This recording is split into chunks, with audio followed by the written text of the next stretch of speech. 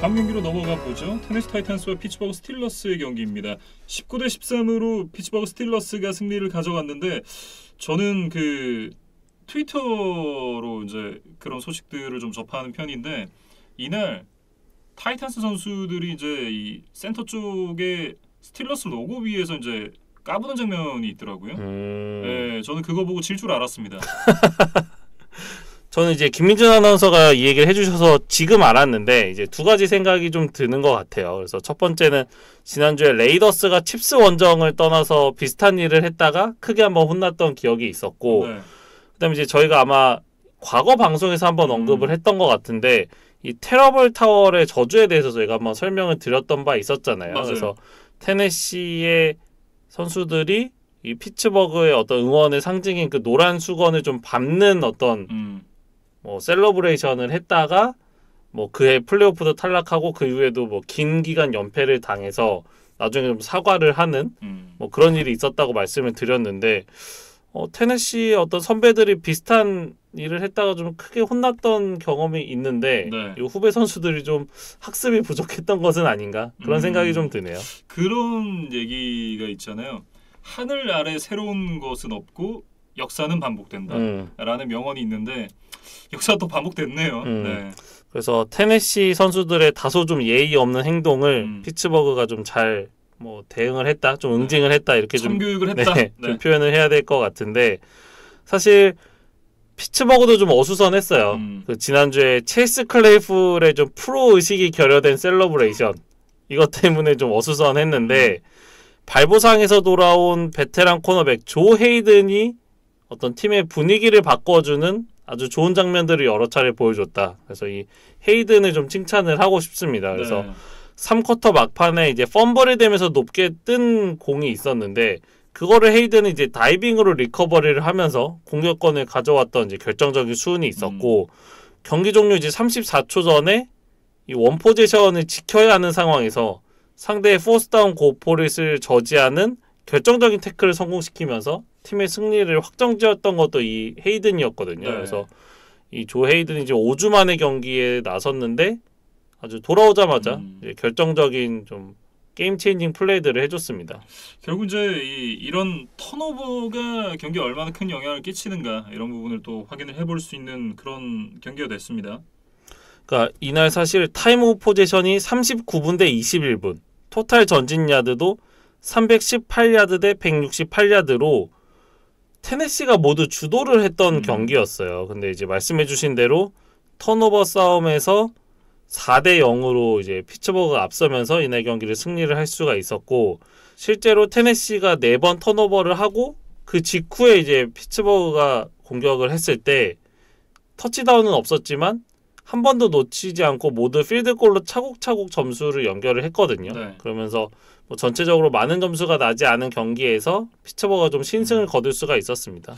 결국 이제 뭐 많은 득점으로 이어지진 못했지만 계속해서 수비 쪽에서 턴오버를 만들어줬던 점, 근데 그 부분이 좀 큰 영향을 끼쳤다라고 얘기를 해야 될 것 같고 역시나 이제 스틸러스의 어떤 그 무게 중심은 좀 수비에 있다라고 얘기를 해야 될 것 같고요. 그 중심에는 TJ 왓 선수가 있습니다.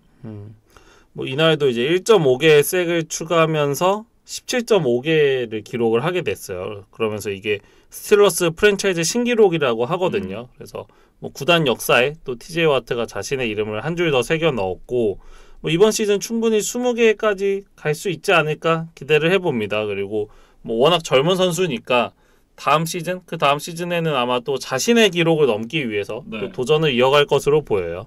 그리고 이제 기록 얘기가 나왔으니까 또 말씀을 드릴 선수가 있는데 이날 빅벤 선수가 148 패싱 야드를 기록을 하면서 통산 63,562야드라는 마일리지를 쌓게 됐습니다. 어느새 필립 리버스를 제치고 역대 패싱 야드 5위에 이름을 올리게 됐는데 사실 이제 브렛 파브의 기록과는 좀 거리가 많이 있거든요. 그렇기 때문에 현재 빅벤의 폼으로 봤을 때는 5위가 최선이다. 뭐 이렇게 정리를 해야겠죠. 그러니까 리버스 입장에서는 좀 아쉬울 것 같아요. 그러니까 드래프트 동기인데 빅벤과 자신이 일단 자신은 반지를 못 얻었고 빅벤은 지금 반지가 2개가 있고 네. 뭐 개인 기록이라도 내가 조금 더 낫다 뭐 이런 자부심이 있었을 텐데 요 이제 패싱 야드도 결국 추월을 당했기 때문에 리버스에겐 좀 씁쓸한 하루가 됐을 것 같습니다. 그리고 이제 브렛 파브 이야기도 해주셨는데 지금 두 선수가 약 8,000야드 차이가 나거든요. 네. 그래서 빅벤이 브렛 파브의 기록을 넘기 위해서는 향후 2시즌 정도는 풀타임을 소화를 해야 될 것 같은데 현재 어떤 빅벤의 나이나 몸 상태를 감안하면 2년 정도 더 기회를 줄 팀은 없어 보인다. 네. 네, 그게 좀 냉정한 현실일 것 같아요. 그렇습니다. 네, 타이탄스 얘기로 좀 넘어가 보죠. 타이탄스가 앞서도 말씀해 주셨지만 좀 더 압도적인 경기를 하고도 턴오버 때문에 경기를 내주고 말았습니다.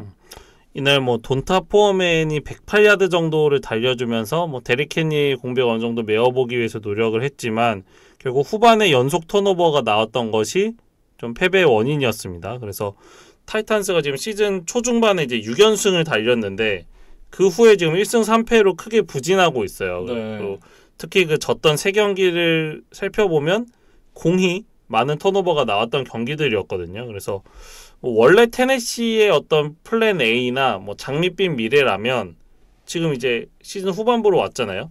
데릭 헨리가 한 2,000야드 가까이 좀 띄워주고 AJ 브라운과 훌리오 존스가 각각 1,000야드 이상씩 잡아주고 네.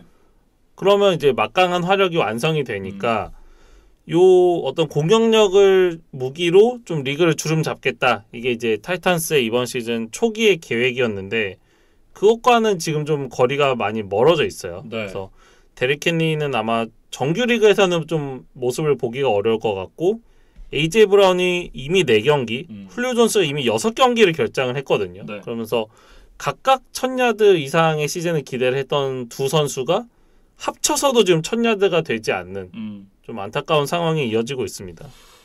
네, 그럼에도 이제 데릭 헨리 선수에 대해서는 좀 얘기를 한번 하고 넘어가야 될 것 같은데요. 데릭 헨리 선수가 지금 8주차 경기까지 뛰고 이제 그 이후로 부상으로 결장을 하고 있습니다. 그런데 지금 현재 러싱 야드 5위에 랭크되어 있어요. 이거는 뭐 헨리의 위험이기도 네. 하지만 좀 다른 선수들이 좀 반성을 해야 될 부분이 아닌가? 뭐 그런 생각이 좀 드네요. 워낙 뭐 압도적인 모습을 보여줬었던 데릭 헨리 선수였고 참 부상이 아니었더라면 올 시즌 어떤 기록을 쌓고 있을까가 벌써부터 좀 궁금하네요. 네. 그러니까 지금은 좀 스포트라이트가 콜츠의 조나단 테일러에게 많이 넘어가 있는 상황이지만 헨리가 건강했다면 뭐 러싱 리더나 뭐 이런 기록들을 아마 헨리가 대부분 가지고 있지 않았을까 싶기는 합니다. 그리고 지금 이제 쿼터백 중에 MVP 후보로 떠오르고 있는 선수가 없잖아요. 그렇기 때문에 데릭 헨리 선수가 건강만 했더라면 MVP도 한번 노려볼 수 있지 않았을까라는 생각도 들거든요. 그 부분은 아마 또 데릭 헨리에게 한 가지 더 좀 아쉬울 만한 요소일 것 같아요. 예. 네, 그래서 지금 타이탄스의 일정을 보면 짧은 휴식 후에 떨스데이 나잇 풋볼에서 나이너스를 만나고 그 다음 주에는 지금 6연승을 달리고 있는 마이애미를 만나야 하는 좀 부담스러운 일정이 연이어 기다리고 있거든요. 그리고 두 팀 다 공이 좀 수비가 강점이 있는 그런 팀들이기 때문에 테네시가 또다시 많은 턴오버를 양산할 가능성이 있다. 그러면 좀 더 연패에 빠질 수도 있고 어쩌면 콜츠에게 역전을 당하는 최악의 시나리오도 나올 수 있다. 이제 이런 부분들은 좀 분명히 염려가 되는 부분입니다. 네, 지금 앞서 있는 것도 맞고 타이브레이커도 갖고 있기 때문에 유리한 건 사실입니다만 남은 경기를 흘리지 않기 위해 좀 잘 이 문제점을 개선을 하고 넘어가야 될 것 같습니다. 이렇게 이제 테네시와 피츠버그의 경기 살펴봤고요. 다음은 휴스턴과 잭슨빌의 경기에 대해서 얘기를 해보겠습니다.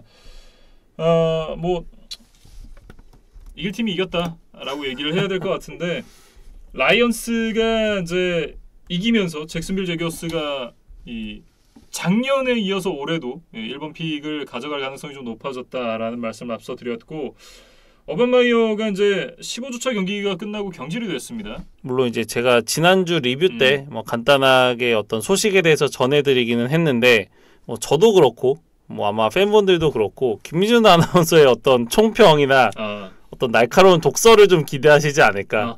뭐 그래서 한번 저도 좀 질문을 드려보고 싶었어요.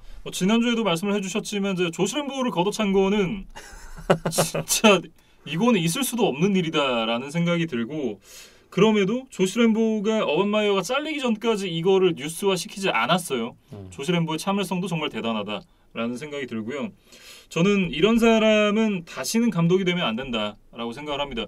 그러니까 프로 무대에서 프로 선수를 발로 걷어찼는데 이 사람이 대학 무대로 돌아갈 수밖에 없잖아요. 뭐 프로 무대에서 이 사람을 감독으로 쓸 팀이 아무도 없을 테니까.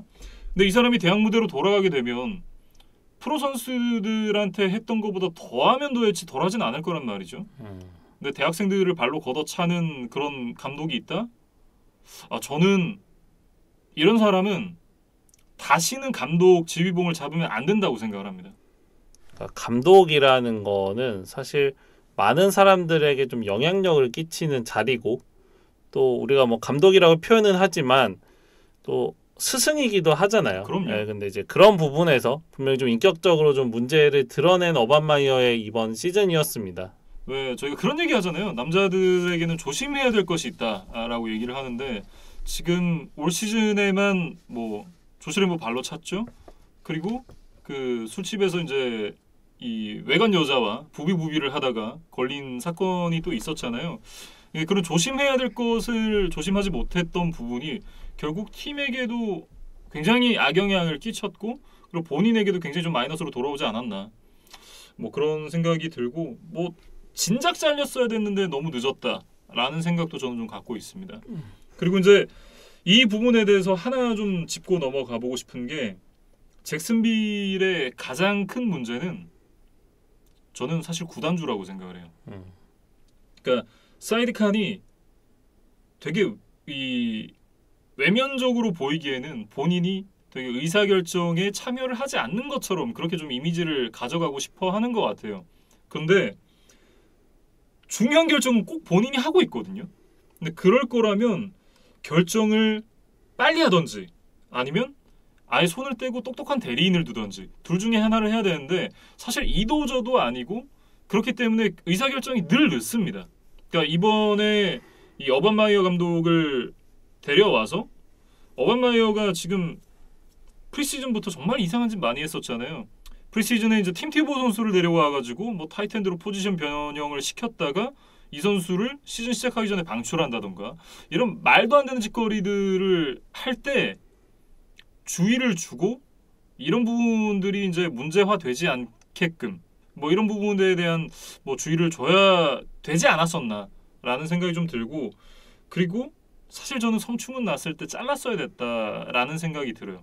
그때쯤에 이 선수단과의 불화가 팀 내부에서 빠져나와서 미디어에게 알려지고 이 사람들에게 알려지기 시작했잖아요. 그런데 그 시점에서도 구단주가 뭐 이 부분에 대해서는 뭐 얘기를 했다 이러고 그냥 지나갔거든요. 그러니까 이런 어떤 그 사이드칸 구단주의 뭐 사람 좋아 보이고 싶어하는 그런 욕심 때문에 구단이 망하고 있다라는 생각이 저는 좀 듭니다.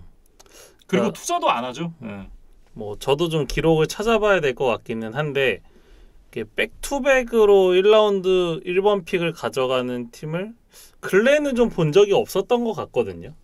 아마 가장 가까운 팀이 브라운스 아니었을까요? 뭐 그거는 제가 한번 다음 주에 한번 조사를 해와서 좀 말씀을 드려보고 싶은 이제 기록인데, 그러니까 아직 시즌이 끝나지 않았지만 잭슨빌이 2년 연속 최하위를 기록할 가능성이 높다.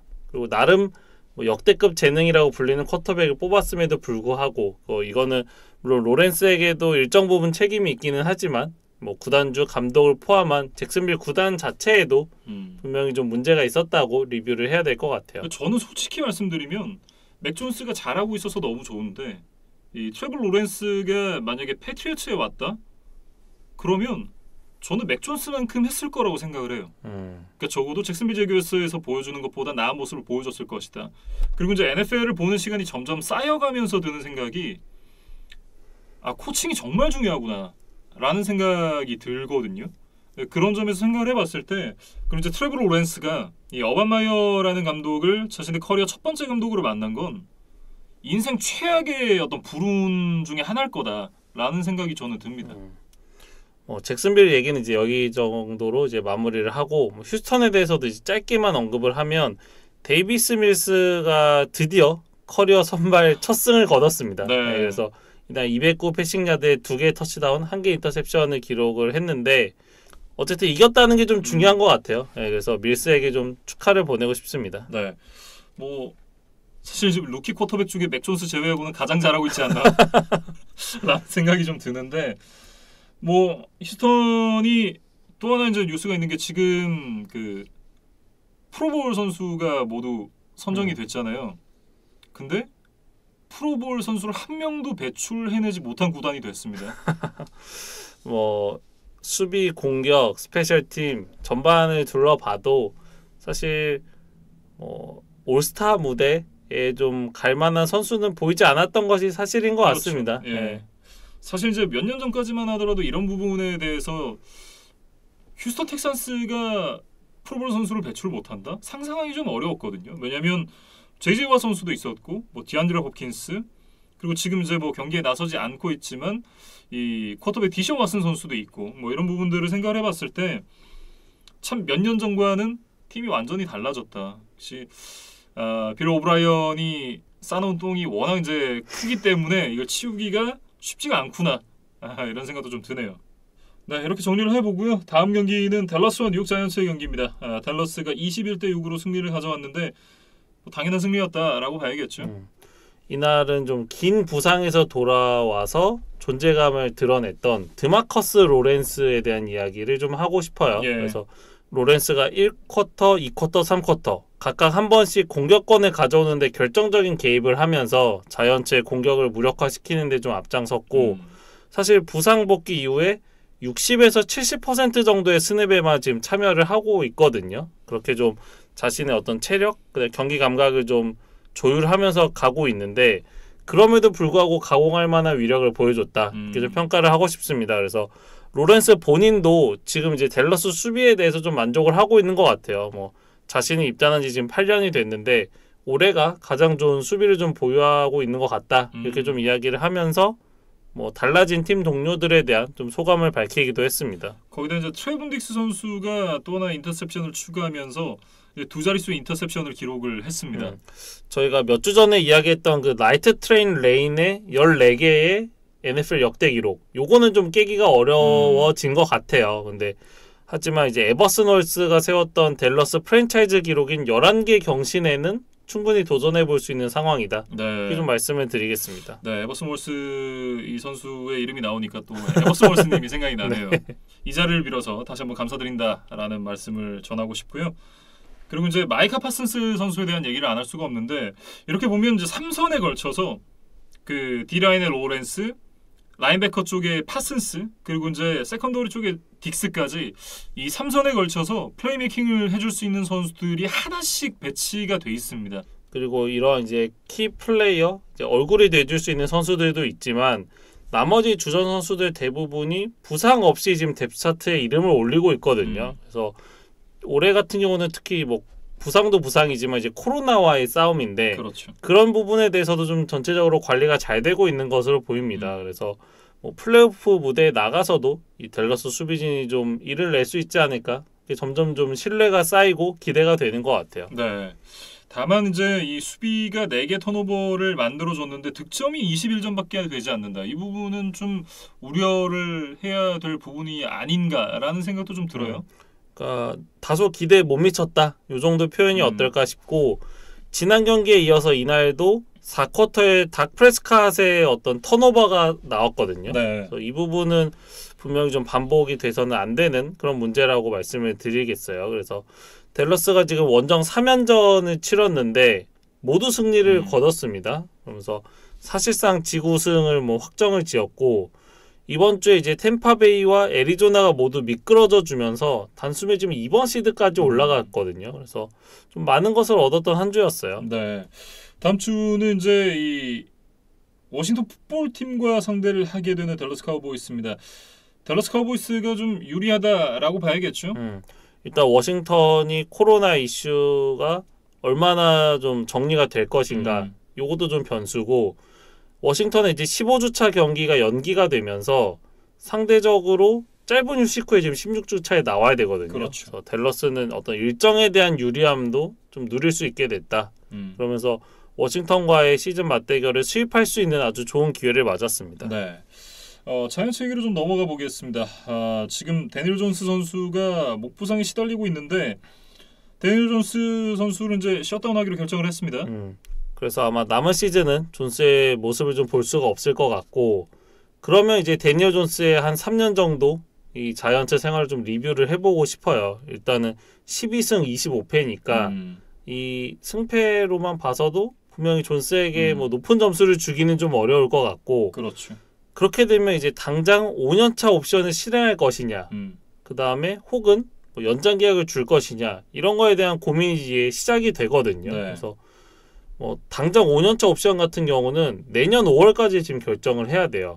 근데 이거를 실행하게 되면 2023 시즌 이 존스의 5년차 연봉이 2,140만 달러가 된다고 합니다. 네. 그래서 3년 동안 보여줬던 존스의 퍼포먼스를 감안하면 2천만 달러 이상을 줘도 되는가? 물론 1년이지만 요거에 대해서는 좀 강한 의문이 지금 들거든요.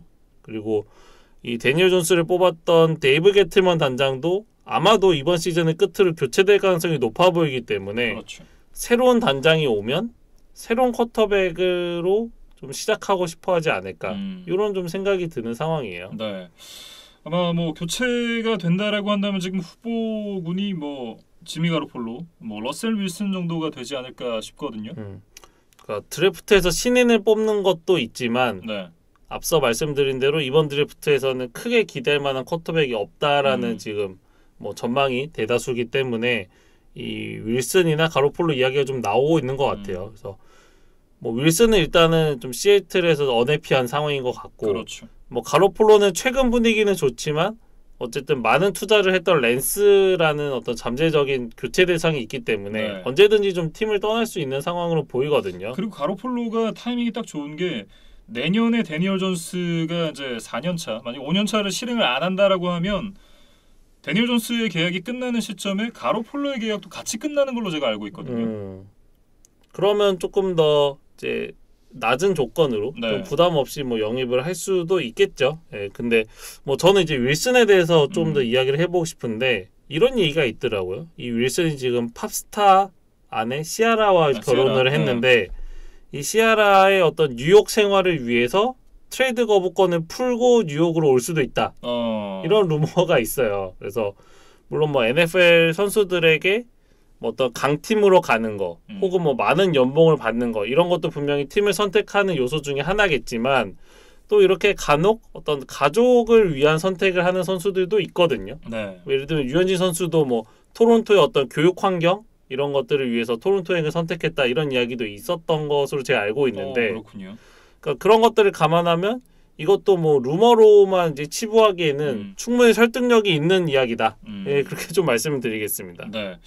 뭐 이 부분에 대해서는 좀 시간을 두고 지켜봐야겠지만 어쨌든 자이언츠의 대대적인 물갈이가 필요하다라는 얘기는 전반적으로 많은 사람들이 동의를 할 것 같습니다.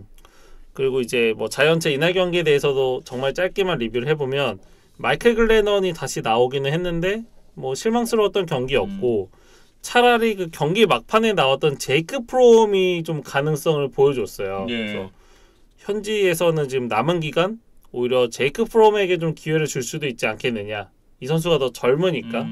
뭐 그런 이야기들이 좀 나오고 있는 것 같습니다. 프롬 선수가 나와서 좋은 모습 보여준다면 뭐 러셀 윌슨이나 가로폴로 얘기는 싹 들어가겠죠. 네. 뭐 이 부분이 어떻게 이어질지도 한번 지켜봐야 될 것 같습니다. 댈러스 카우보이스와 뉴욕 자이언츠의 경기 살펴봤고요. 네, 다음은 애틀랜타 펠컨스와 샌프란시스코 49ers의 경기로 이어가 보겠습니다. 제가 이걸 두 번째 얘기를 하고 있는데 처음 얘기할 때 이제 샌프란시스코 자이언츠로 얘기를 했다가 정말 좀 저도 뵙고 나서 좀 충격적이었습니다. 네. 어쨌든 샌프란시스코 49ers가 31대 13으로 승리를 가져갔고요.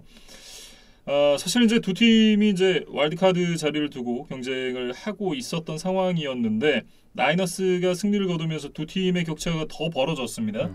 나이너스의 이날 승리 요인으로 이제 몇 가지를 꼽을 수 있는데 역시 첫 번째는 이제 레드존이라는 뭐 키워드로 좀 설명을 드리면 될 것 같아요.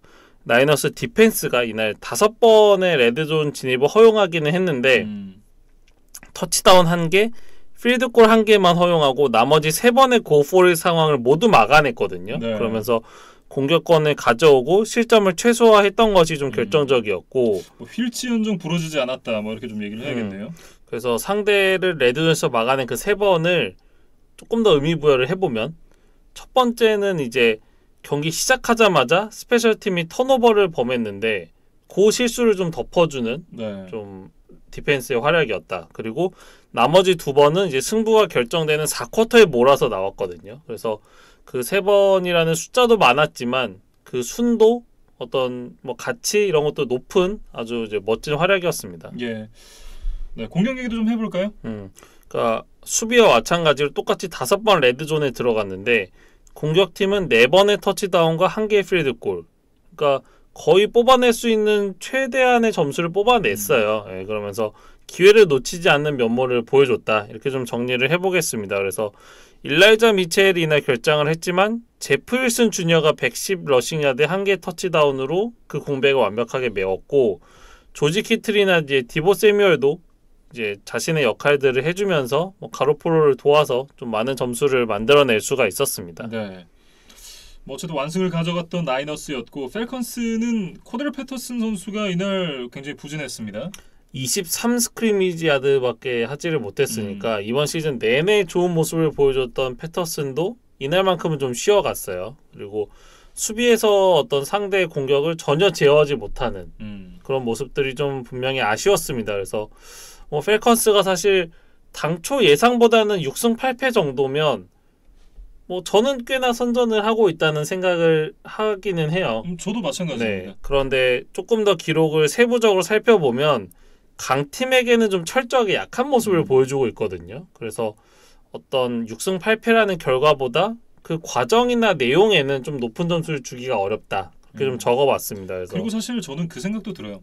패터슨이 잘한 경기 이겼고 패터슨이 못한 경기는 졌어요. 다른 선수들이 그 경기에 뭔가 변화를 준다던가 뭔가 어떤 그 핵심적인 역할을 한다던가 이런 모습을 거의 못 봤거든요. 그러니까 칼 피츠가 한 2-3경기 정도 좀 해줬던 거 외에는 저도 사실 크게 기억에 남는 뭐 경기들이 없는 것 같습니다. 네. 그래서 뭐 아까 하던 얘기를 조금 더 이어가 보면 펠컨스가 이번 시즌 상대했던 팀들 중에 지금 현재 5할 이상의 승률을 기록하고 있는 팀을 만난 게 5번이거든요. 네. 벅스와의 2경기, 카우보이스, 패트리어츠, 나이너스예요. 근데 이 5번의 경기에서 오전 전패를 당했을 뿐 아니라 평균 23.8점 차이로 졌습니다.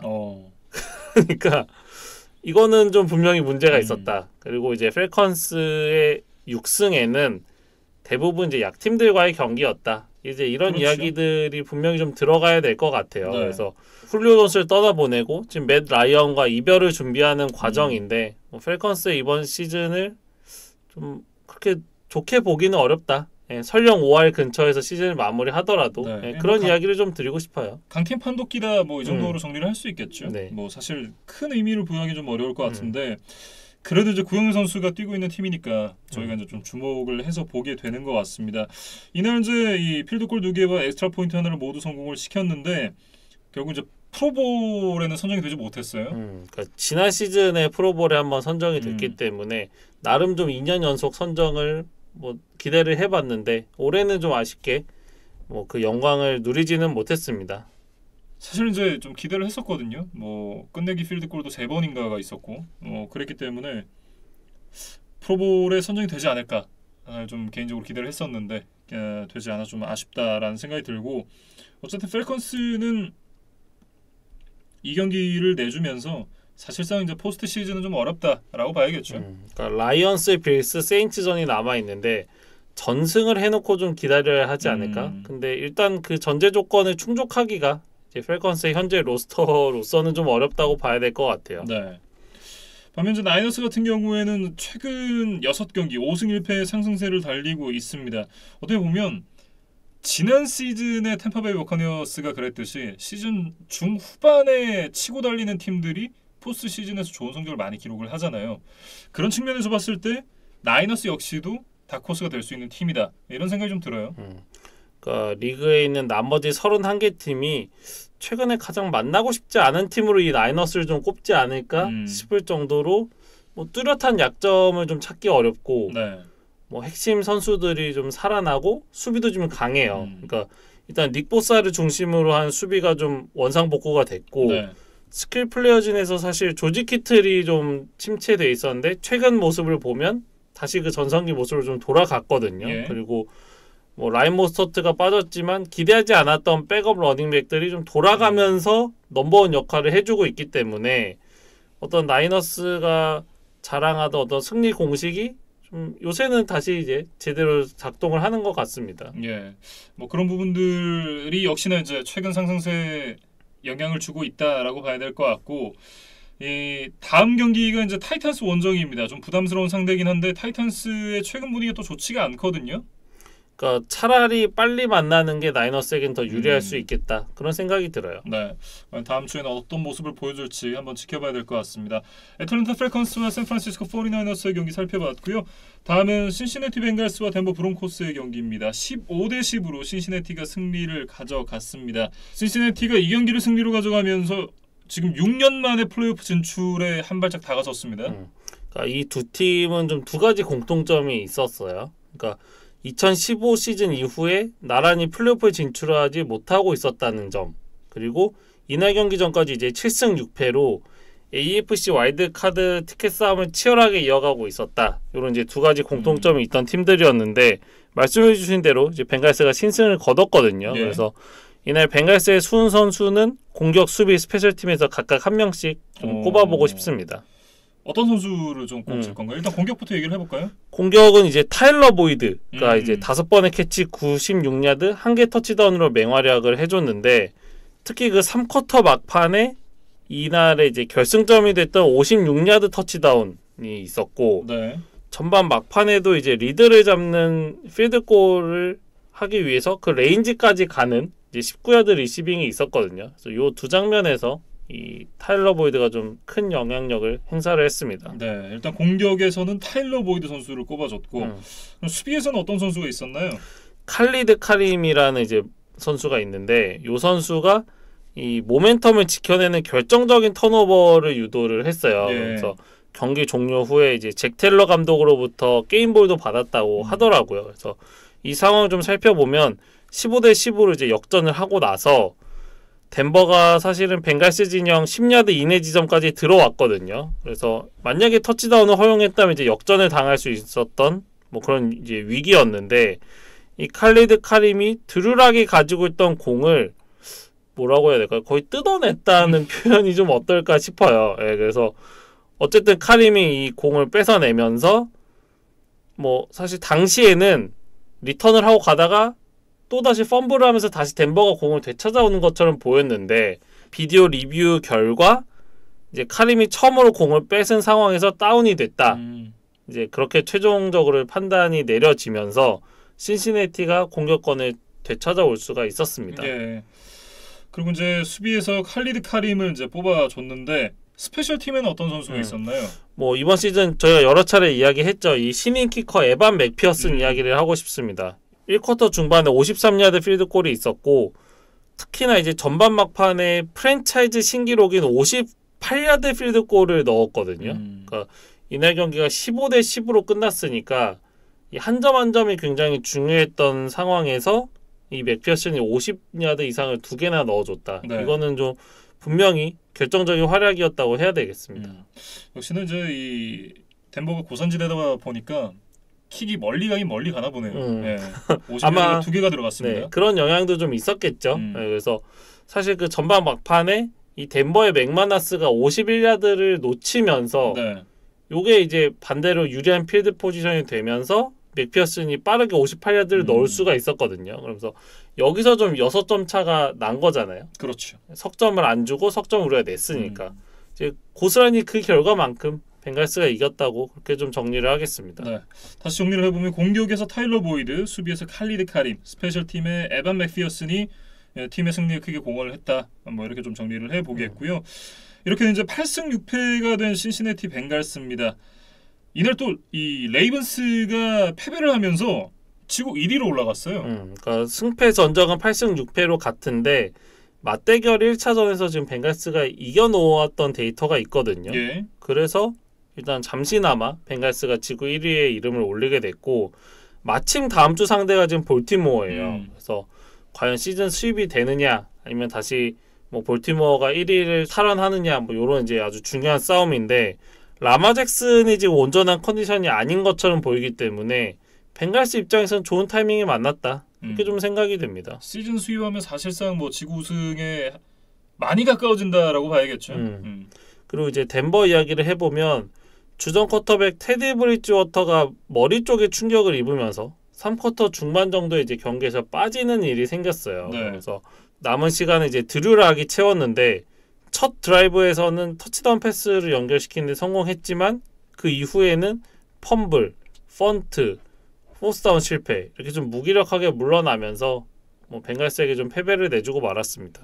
뭐 덴버도 최근에 뭐 나쁘지 않았기 때문에 좀 기대를 했었지 않을까 싶은데 결국 이제 브리지워터의 부상이 좀 패배로 이어지고 말았다라는 생각이 좀 들고 덴버가 이제 다음 주에는 레이더스를 만나게 됩니다. 그러니까 지금 AFC의 어떤 와일드카드 판도를 보면 7번 시드권에 걸려있는 팀들이 8승 6패예요. 예. 근데 지금 덴버와 레이더스가 7승 7패니까 한 걸음 뒤에 있습니다. 그래서 그거 자체도 굉장히 불리하긴 하지만 이 두 팀 중에 이기는 팀은 그래도 좀 희망을 끝까지 가져갈 수 있고 지는 팀은 이제 사실상 끝이라고 봐야겠죠. 예. 네, 그래서 좀 이런 단도대 매치가 다음 주에 기다리고 있다. 그러면 이제 브리지워터가 좀 출전하는 게 중요할 것 같은데 일단 병원에서는 퇴원을 했어요. 예. 근데 이제 NFL에서는 이 뇌진탕 부상은 이 프로토콜을 통과를 해야만 경기 출전이 가능하기 때문에 그거는 그렇게 지금 쉬워 보이지는 않거든요. 그래서 이 어떤 팀의 한 시즌 명운을 좌우할 수 있는 중요한 경기를 앞두고 주전 쿼터백이 좀 문제가 있다. 네. 이거는 분명히 덴버에게는 걱정거리입니다. 이렇게 이제 신시내티 벵걸스와 데너 브론코스의 경기까지 살펴봤습니다.